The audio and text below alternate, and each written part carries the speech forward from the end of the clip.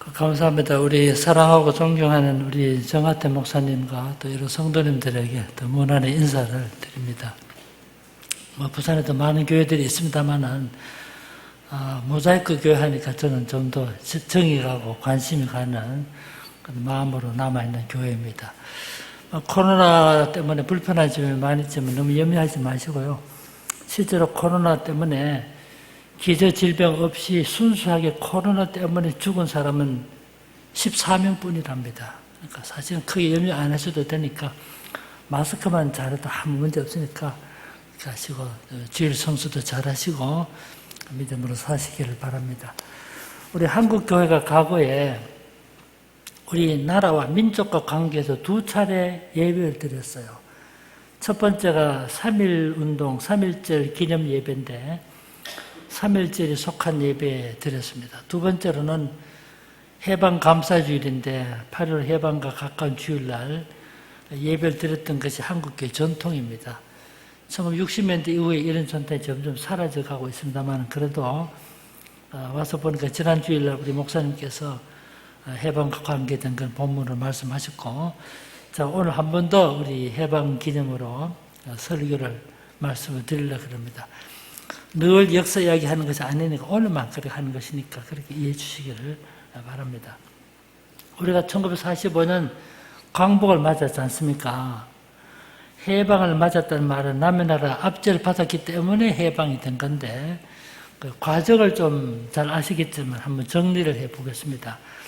우리나라가 1876년도 항구를 엽니다. 개항을 했죠, 항구를. 이때 우리가 일본의 강압에 의해서 병자 수호 조약을 체결하고 항구를 열었는데, 비록 강압에 의한 것이었지만은 우리에겐 참 좋은 결과도 되긴 했지만, 이것이 일본이 조선을 침략하는 발판이 된 조약이 병자 수호 조약입니다. 그 일본이 우리나라를 침략하는 시작이 된 거죠. 그러다 1882년도에 이목군란이 일어납니다. 이목군란을 핑계로 해서 일본 군인이 우리나라에 주둔하기 시작했죠. 그러다 1894년 5년에 청일전쟁이 일어납니다. 이름은 청일전쟁이지만 우리나라가 전쟁터가 되지 않았어요. 그때 예상을 띄었고 일본이 승리했습니다. 청일전쟁이 일어나고 얼마 안 돼가지고 압록강 전투에서 일본이 청나라 해군을 물리침으로써 승기를 잡았고 결국 승리했죠. 그 다음에 1904년 5년에는 노일전쟁이 일어나요. 러시아와 일본 전쟁이었죠. 그때 일본이 러시아 세력을 물리칩니다. 그러니까 그 당시 우리 주변의 강대국이 일본, 중국, 청나라, 러시아인데 일본이 청나라 세력 물리쳤죠. 러시아 세력 물리치니까 조선을 독점적으로 지배할 수 있는 환경이 된 거죠. 그러니까 1905년에 강제로 을사조약을 체결하고는 우리나라를 식민 지배할 준비를 갖추게 되죠. 1906년에는 통감부를 설치한 다음에 우리는 행정권, 외교권을 빼앗아갔죠. 1907년에는 이준 열사의 해외 밀사 사건을 핑계로 해가지고 외교권을 박탈하지 않았어요. 그리고 군대를 해산했죠. 그리고는 고종 황제를 왕을 폐위시키고 나서 1910년에 한일 합방을 하게 된 거죠. 그러니까 점진적으로 조선을 침략해 오다가 1910년에 조선을 식민 지배하기 시작한 겁니다. 그래서 1392년에 이성계로부터 출발했던 이시왕조가 이시조선이 518년의 역사를 마감하고 1910년에 폐망하게 된 거죠. 이때부터 우리가 35년 동안 일본의 식민 지배를 받았어요. 그러다가 1945년 8월 15일 우리가 광복 해방을 맞게 된 거죠. 잘 아시겠습니다만 우리가 어떻게 해방을 맞게 됐나요? 역사를 좀 생각해 본다면 1910년에 일제 한국 식민 지배하고 나서 일본 자체 내 군국주의가 일어납니다. 군인들이 권력을 잡고 군국주의 세력이 강해지니까 1931년도에 노구교라고 다리가 있어서 만주에 그 다리를 폭파하는 것을 가짜로 만들어가지고 만주를 침략했잖아요. 그러니까 만주를 침략하고 만주에 어용 정권을 세워놓고 1937년에 가서는 이제 중국 본토를 공격해서 전쟁을 일으킵니다. 이게 중일 전쟁인데, 일본 사람들은 진화사변이라고 그래요. 진화사변. 우리 연습 많은 분들은 아실 겁니다. 근데 그게 사실 중일 전쟁인데, 그때 일본이 중국을 점령하면서 얼마나 못된 일 많이 하지 않았습니까? 그때.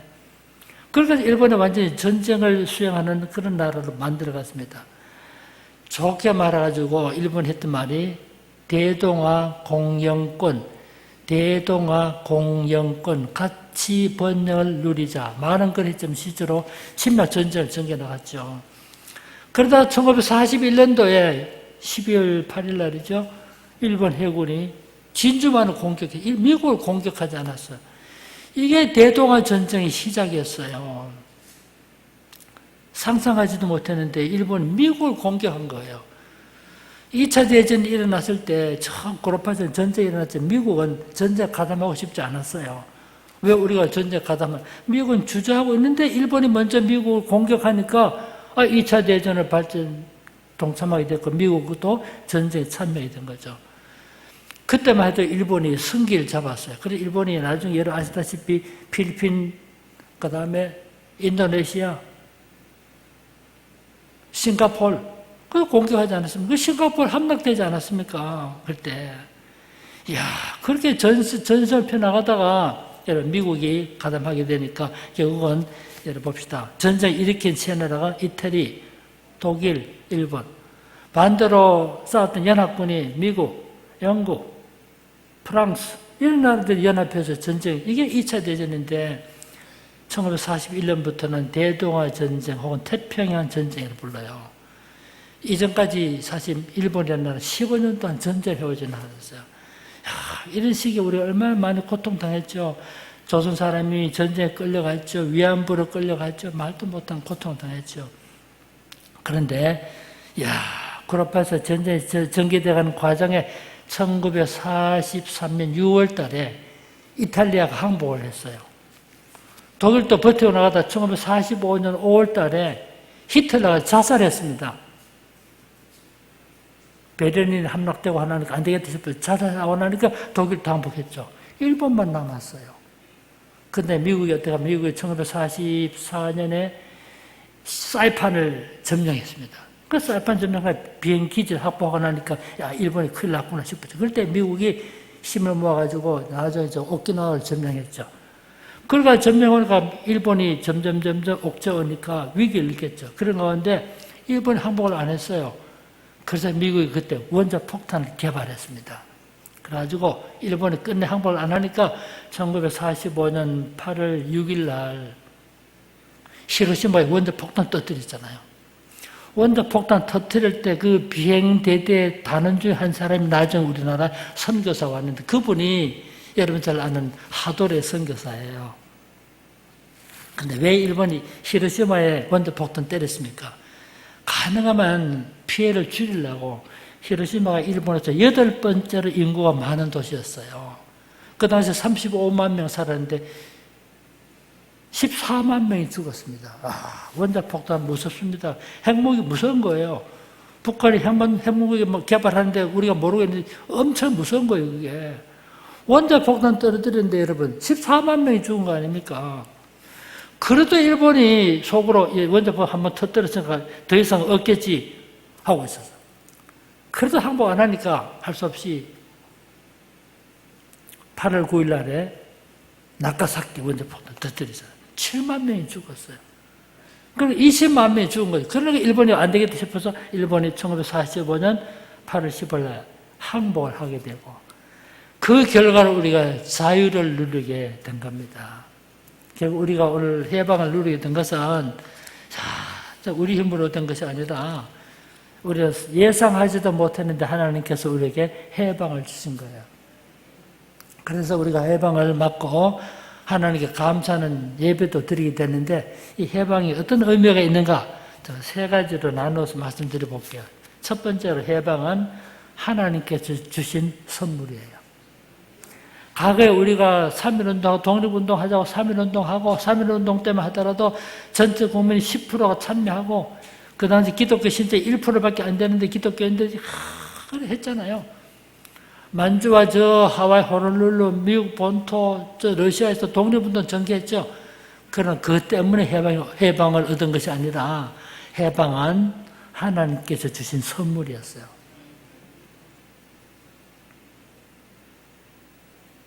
독립을 위해서 싸웠던 일은 숭고하고 아름다운 일이지만 우리는 이때 해방을 맞을 줄 상상을 못했어요. 그래서 우리 잘 아는 함석헌이라는 선생이 해방을 뭐라고 말했습니까? 도적같이 왔다. 우리가 싸워서 얻은 것이 아니고 도적같이 왔다. 그런 말까지 안 왔어요. 뒤돌아보면 해방은 하나님께 주신 선물이라는 사실이에요. 그래서 우리가 하나님께 해방주의를 지키고 감사를 하게 됐던 거예요. 따지고 보면 이것이 이스라엘 백성들 역사와 똑같아요. 아시다시피 이스라엘 백성이 어땠습니까? 가나안 땅에 들어가 정착하고 살다가 우리에게도 왕을 세워주십시오. 그래서 왕을 세워줬잖아요. 그래서 사울이 40년 통치하고 다윗이 40년 통치하고 솔로몬이 40년 통치했죠. 솔로몬이 우상을 숭배해서 그때 이스라엘 백성들이 나눠졌잖아요. 그래서 북이스라엘이 721년에 아수르 나라에 패망하고 남유다는 좀 더 계속되다가 386년도죠. 바벨론에게 패망했잖아요. 그래서 이스라엘 백성들이 508년간 지속되던 왕국이 멸망하고 바벨론 포로로 잡혀간 거예요. 바벨론 포로로 잡혀가서 몇 년 동안 식민 지배를 받았습니까? 지난주 목사님 설교하셨더라고 보니까 70년 동안 지배받았잖아요. 이미 예레미야가 예언했던 데인데 70년이 지난 다음에 하나님께서 그들의 해방을 주셨어요. 그 사이에 큰 변화가 있었죠. 그동안 바벨론이라는 나라가 제일 강국이었는데 바벨론보다 더 강한 나라가 신생 제국이 일어났는데 그것이 바로 파사 왕국, 페르사죠. 페르사가 즉 우리 파사라고 말합니다. 바사 왕국이 일어나가지고 바사 제국이 일어나가지고 메데라는 나라까지 함락치니까 메데 파사가 된 거 아닙니까? 메데 파사가 됐을 때 그때 최초의 왕이 고레스 왕인데 고레스 왕이 이스라엘 백성과 아무리 이해관계도 없음에도 불구하고 이스라엘 백성들에게 자유를 준 거예요. 그래서 이스라엘 백성들이 해방을 받고 너무 감격해서 자기 조국으로 돌아왔는데 1차 기환이 5만 명이 돌아왔어요. 그때 그 거리가 얼마입니까? 포로된 곳에서 예루살렘까지 돌아오는 거리가 여러분 1200km예요. 그 1200km인데 해방을 받고 얼마나 기쁜지 그 1200km 걸어서 돌아오지 않았어요. 우리도 해방을 맞을 때 얼마나 기뻤습니까? 춤추고 노래하지 않았습니까? 그때 그 기쁨을 노래한 시가 오늘 읽었던 시편 126편이에요. 야, 이스라엘 백성들이 해방을 맞았을 때 얼마나 기뻤을까요? 126편 1절에 보니까 여호와께서 시온의 포로를 돌려보내실 때 시온의 포로를 말은 시온으로부터 잡혀간 포로들이라는 뜻을 줄임말인데 여호와께서 시온의 포로를 돌리실 때 우리가 꿈꾸는 것 같았다. 이야, 꿈만 같았다. 그 기쁨을 노래한 겁니다. 그때 우리 입에는 웃음이 가득하고 우리 혀에는 찬양이 차졌더라. 너무 좋아서 기뻐할 수밖에 없고 노래할 수밖에 없었다는 거죠. 그리고 그때 문나라 가운데서 말하기를 뭐라고 말하면 그 사람들이 여호와께서 그들을 위하여 큰 일을 행하셨다 하였도다. 3절입니다. 여호와께서 우리를 위하여 큰 일을 행하셨으니 우리는 기쁘도다. 야, 광복을 노래한 겁니다. 여기 중요한 말씀이 뭡니까? 누가 광복과 이 기쁨을 줬단 말입니까? 여호와한테요. 1절에 보면 주 강조점이 여호와께서, 2절에서 문나라 사람들도 여호와께서 대사를 행했다 말하는 거예요. 여러분, 우리가 강복을 얻은 것도 우리 힘으로 쟁취한 것도 아니고 우리 군사력으로 싸워서 얻은 것도 아니고 우리가 외교력으로 얻은 것도 아니라 하나님께서 주신 선물이었습니다. 그래서 우리가 해방을 맞으면 하나님께 해방 감사주의를 지켰던 것입니다. 여러분, 해방은 하나님께 주신 선물이었습니다. 두 번째로 해방이 어떤 뜻이 있을까요? 두 번째.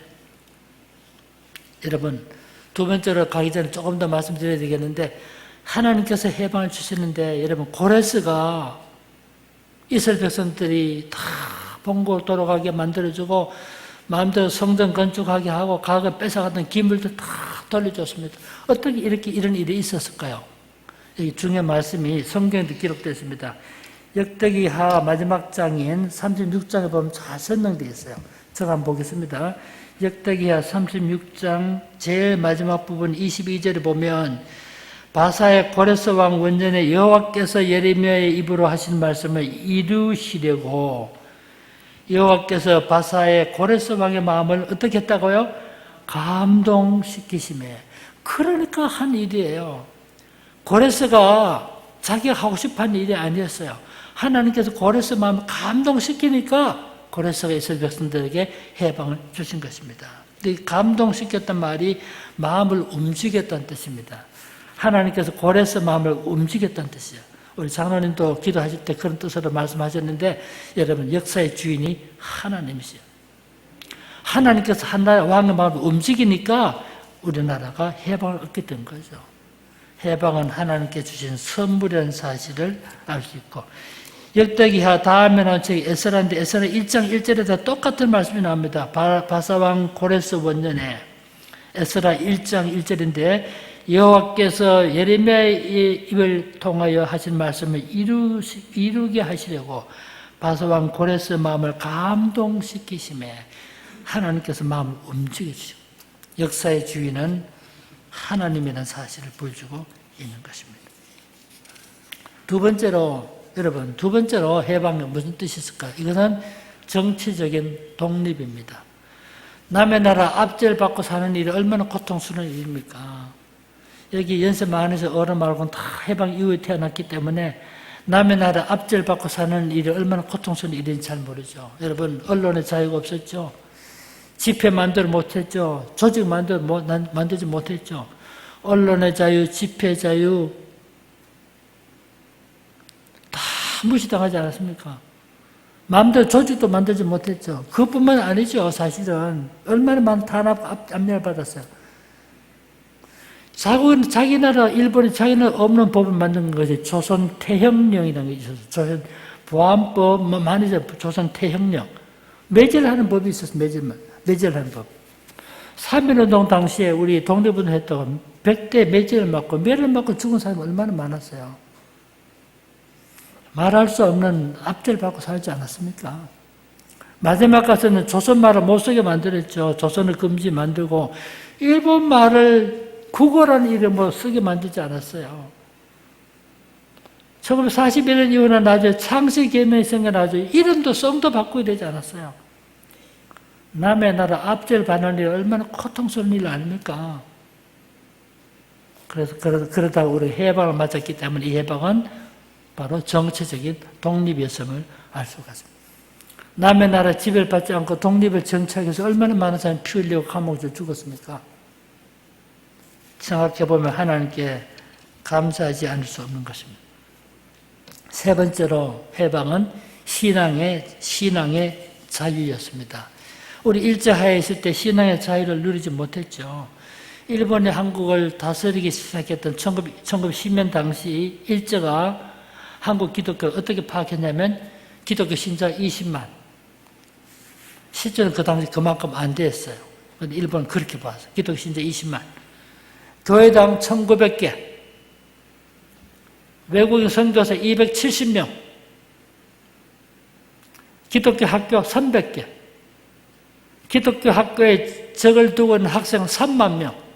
이야, 이것만 해도 얼마나 큰 조직입니까? 근데 일본이 제일 두려워했던 것이 조선에 와 있는 선교사들을 통해서 여론이 외부 세계로 퍼져나가는 거, 그것도 염려했던 거죠.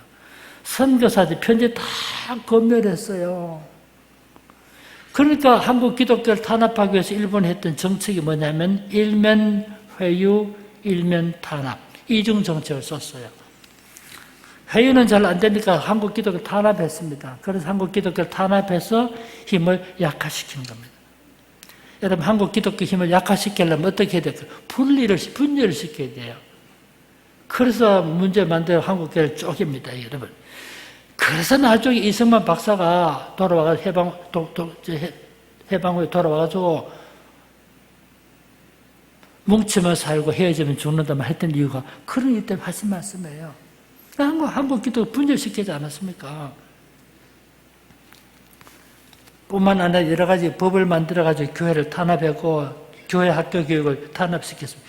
조선 사립학교령, 사립학교 규칙, 개정 사립학교 규칙을 만들어서 기독교 학교를 점점 줄이게 만들었죠. 줄이게. 뿐만 아니라 목사님의 설교를 간섭했습니다. 출애굽기 설교 못했어요. 출애굽기. 왜 그랬을까요? 출애굽기는 민족의 독립을 말하는 본문이니까 설교 못하게 하지 않았어요. 특히 구약성경 에스겔서 설교 못했어요.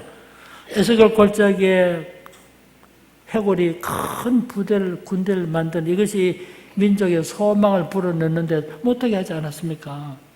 설교도 못하게 만든 것에서 마음대로 못하게. 신앙의 자유가 박탈당함. 찬송도 마음대로 못 불렀습니다. 찬송. 그때 쓰던 찬송가가 1934년에 편집된 신편 찬송가예요. 신편 찬송가인데 그저 12곡을 금지곡을 빼버 12곡 못 부르게 만든.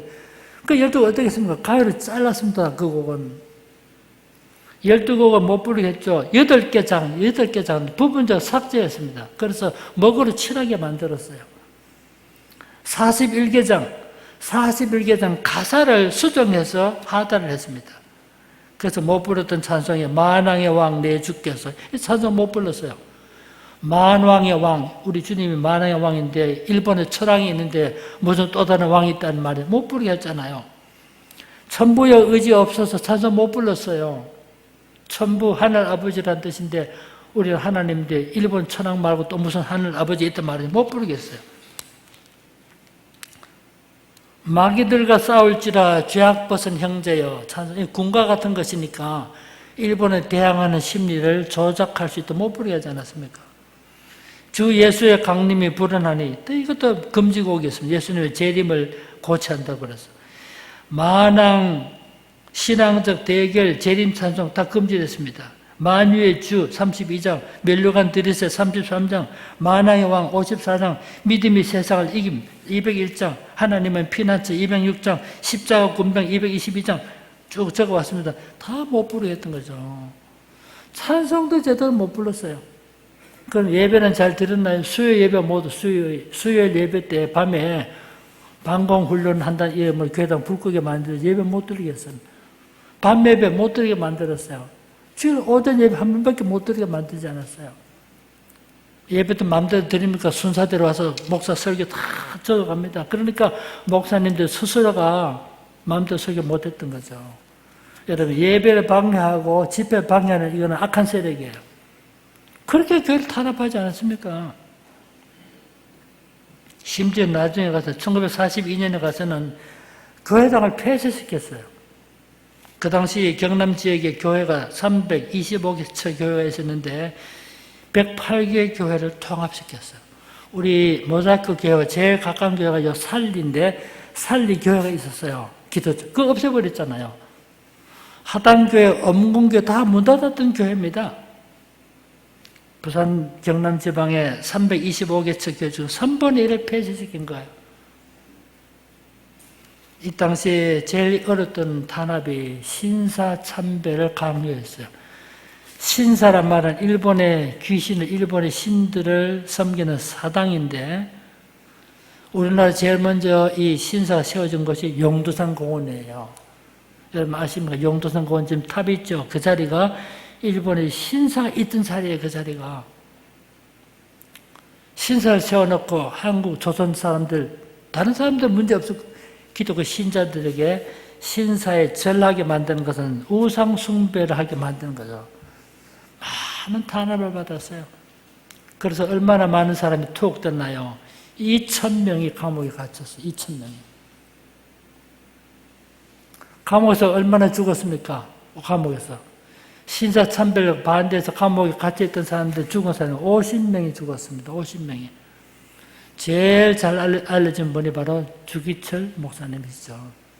주기철 목사님 감옥에 몇 년 동안 같이 있었나요? 제일 오래가 7년 동안 같이 있었죠. 그러다 결국 1944년 4월 22일 날 59세 나이로 순교한 분이 주기철 목사예요. 해방되고 나서 1945년 해방되고 나서 마지막까지 감옥에 남아있던 사람이 26명이 남아있었어요. 평양 감옥에서 20명 나왔어요. 평양 감옥에서. 대구 형무소에서 3명 나왔습니다. 여자만 있어요. 부산 형무소에서 마지막 같이 있던 사람이 2명인데 여자였습니다. 충주 보호감옥소에서 1명 남아있어요. 손양은 나왔어요. 해방되고 나서 마지막까지 감옥에 있다가 26명이 마지막으로 감옥에서 나온 거예요. 야, 일자에 얼마나 많은 탄압을 받았어요.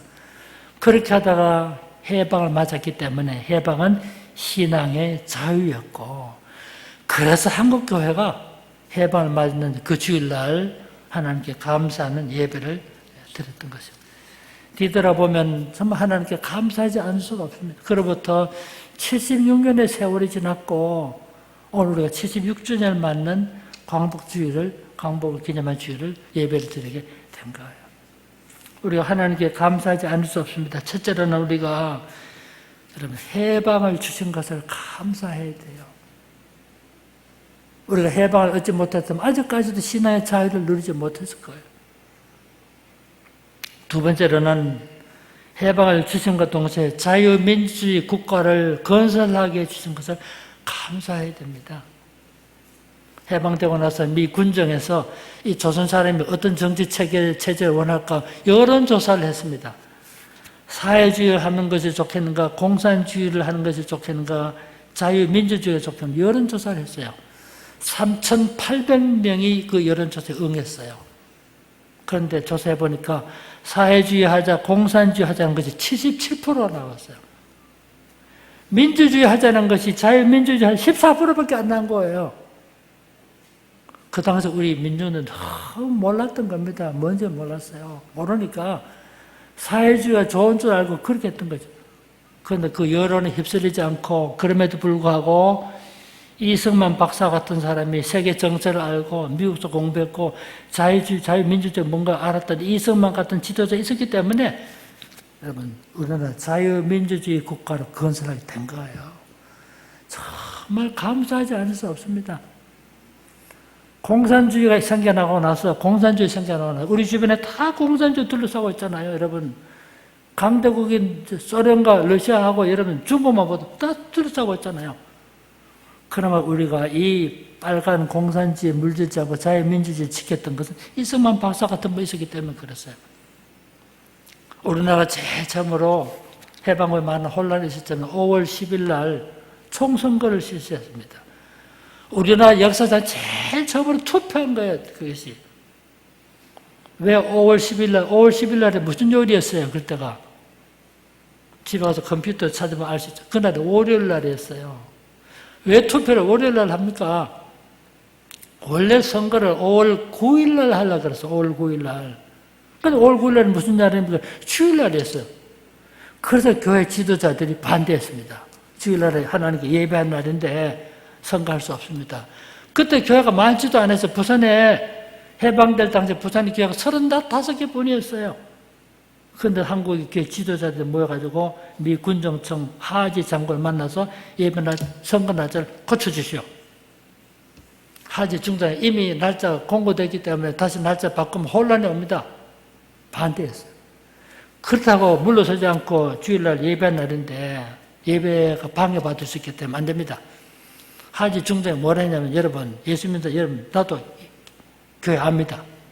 주일날 예배 드리고 오후에 투표하면 될 거 아닙니까? 예수 안 믿는 사람들 오전에 가서 투표하고 예수 믿는 사람들 오전에 가서 예배 드리고 오후에 투표하면 될 거 아닙니까? 그때 기독교 지도자에 뭐라 그럽니까?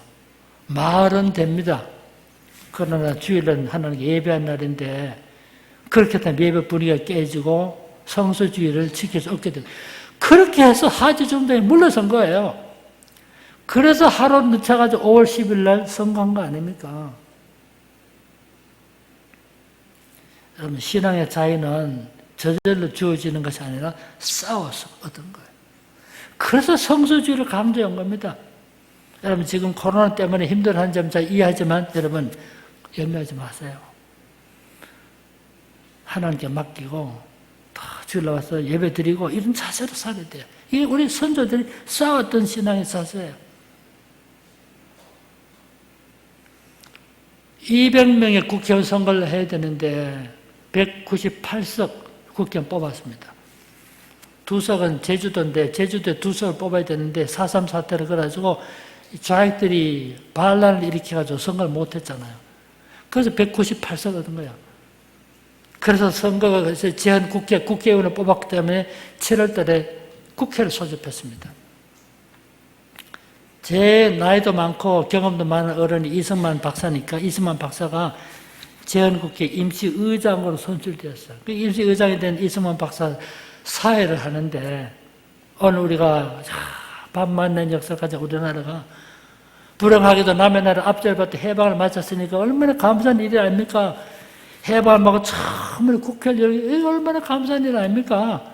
그러니까 우리 회의를 하기 전에 하나님께 기도합시다.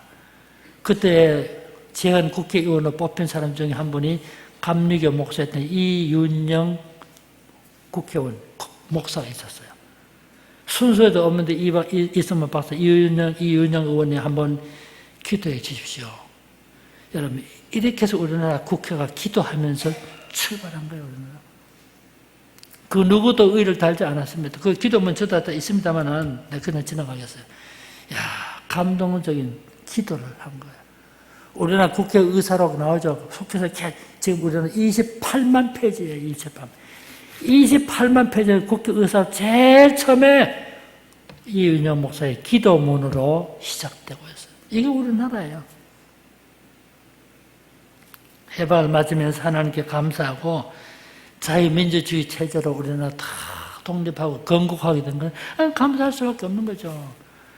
그런데 세월이 지나다 보니까 이런 역사도 모르고 하나님 감사할 줄 모르는 이런 사람들이 생겨나가지고 아까 우리 김 장로님이 적절하게 기도하신 것처럼 이 나라가 어째 이런 혼란에 빠지게 된 거예요. 그래서 우리가 진짜 이 나라를 위해서 기도하고 우리나라 건국할 때 그 정세를 잘 개선하고 하나님을 예배하는 신앙의 자유가 위축되지 않을 이런 나라를 세워가도록 우리가 정말 기도해야 돼요. 여러분 나라가 잘못된 방향으로 가면 신앙의 자유도 뺏기게 되는 거 아닙니까? 공산주의가 생겨나고 나서 얼마나 많은 사람이 희생됐습니까? 약 1억 명의 사람들이 죽었습니다. 중국에서 공산주의 생겨나고 나서 약 7천 명이 죽었어요. 북한에서 약 300명이 죽었습니다. 북한에서. 캄보디아에서 약 200명이 죽지 않았습니까? 다 합치면 약 1억에 가까운 사람이 죽은 거예요. 이런 걸 살펴볼 때 자유민주주의가 얼마나 좋은 제도인지 우리나라 이런 자유를 누려왔는데 우리들 신앙, 우리들 국가, 해방된 조국에 우리나라가 다 신앙생활 하기에 아무런 어려움 없는 이런 나라가 되도록 같이 기도하고 하나님께 감사하는 성도들이 되시기를 주의 이름으로 축원합니다.